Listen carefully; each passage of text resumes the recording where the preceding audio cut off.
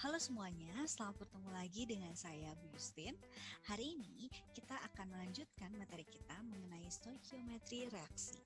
Hari ini kita akan membahas mengenai reaksi pembatas. Nah, apa itu reaksi pembatas dan bagaimana cara untuk menentukan reaksi pembatas? Kita akan mempelajarinya hari ini. Seringkali zat-zat reaksi dicampurkan dalam jumlah yang tidak ekivalen, sehingga jumlah hasil reaksi akan tergantung pada jumlah reaksi yang habis terlebih dahulu. Gitu. Nah, reaksi yang akan habis terlebih dahulu itu disebut dengan reaksi pembatas. Bagaimana cara untuk menentukan reaksi pembatas? Yang pertama, kita harus memastikan dulu persamaan reaksinya itu setara. Kita sudah mempelajari sebelumnya bahwa persamaan reaksi itu setara jika jumlah atom per reaksi itu sama dengan jumlah atom hasil reaksi. Kita sudah memastikan bahwa persamaan reaksinya setara, lalu kita bisa menyatakan setiap zat yang diketahui dalam mol. Jadi kalau diketahuinya massa, kita ubah ke dalam mol. Diketahuinya volume, kita ubah ke dalam mol. Karena yang bisa dibandingkan di dalam persamaan reaksi adalah jumlah molnya.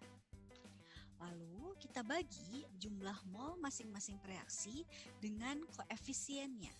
Koefisien itu apa? Koefisien itu adalah angka di depan reaksinya. Oke, jika ada reaksi 2A ditambah 3B, maka koefisien dari A adalah 2 dan koefisien dari B adalah 3. Gitu.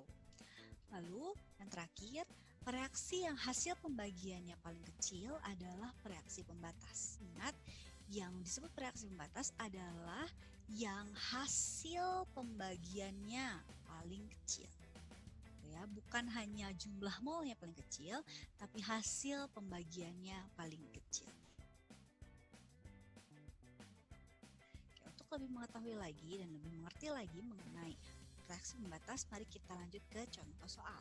Tentukan reaksi pembatasnya dan massa CO2 yang terbentuk. Nah, caranya untuk mengetahui reaksi pembatas, kita ikuti tahap-tahap yang sebelumnya. Pertama, kita lihat apakah persamaan reaksinya sudah setara atau belum.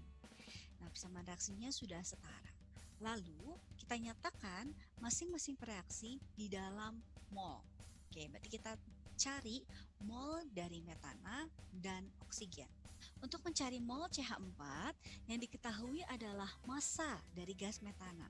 Maka cara mencarinya adalah massa dibagi dengan MR dari CH4. Kita hitung bersama-sama. Massanya adalah 8 gram. MR-nya adalah 16. Jadi, mol dari CH4 adalah 0,5 mol. Sekarang kita cari mol dari O2. Sama caranya, massa dibagi dengan MR. Massa dari oksigen adalah 40 dibagi dengan MR-nya. MR-nya adalah 32.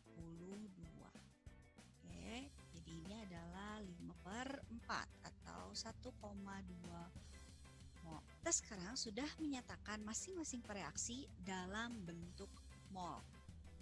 Lalu sekarang kita bagi mol masing-masing dengan koefisiennya, gitu ya. Mulai dari CH4. CH4 molnya adalah 0,5. Kita bagi dengan koefisien CH4. Koefisiennya 1 karena tidak ada angka ya di depan CH4, maka koefisiennya 1. Jadi CH4 0,5. Sekarang untuk oksigen, O2. Dia 1,2 mol. Kita bagi dengan koefisien. Koefisien dari oksigen adalah 2. Jadi ini 0,6 mol. Yang paling kecil adalah CH4, betul. Maka CH4 disebut reaksi pembatas. B, ditanyakan massa CO2 yang terbentuk itu berapa banyak. Untuk mengetahui massa CO2 yang terbentuk, kita bisa mengetahuinya dari perbandingan koefisien. Oke, kita lihat perbandingan koefisien antara CH4 CO2 dan H2O adalah 1:2 banding 1 banding 2. Oke, sekarang kita lihat bagaimana perbandingan antara CO2 dengan reaksi pembatasnya. Perbandingan antara CO2 dengan reaksi pembatasnya adalah 1:1. Karena perbandingannya sama, maka jumlah molnya juga sama.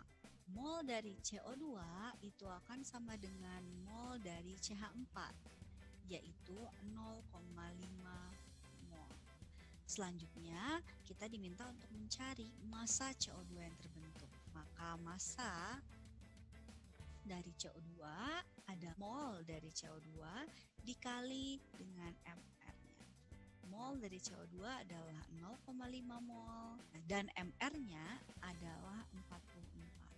Maka massanya adalah 22 gram. Yang perlu kalian ingat, reaksi pembatas adalah reaksi yang habis bereaksi dan menentukan hasil dari reaksi. Begitu. Sekian penjelasan dari saya, semoga bermanfaat dan bisa membantu kalian untuk lebih mengerti lagi mengenai reaksi pembatas. Sampai ketemu lagi di video selanjutnya. Bye-bye.